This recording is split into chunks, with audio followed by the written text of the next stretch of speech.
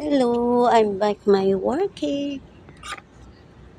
Ito na naman ang favorites nating pagkain. Nag-breakfast muna ako ng dragon fruit. Wow, sarap.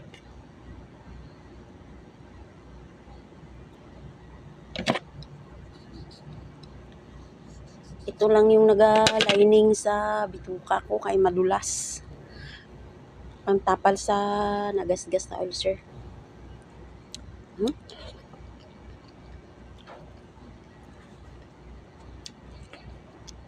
Very delicious.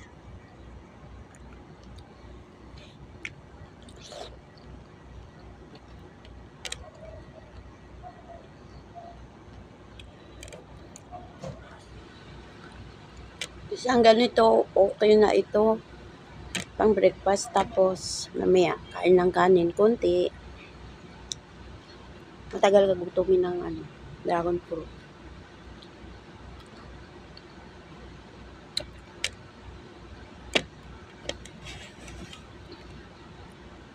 Okay na guys, thank you for watching.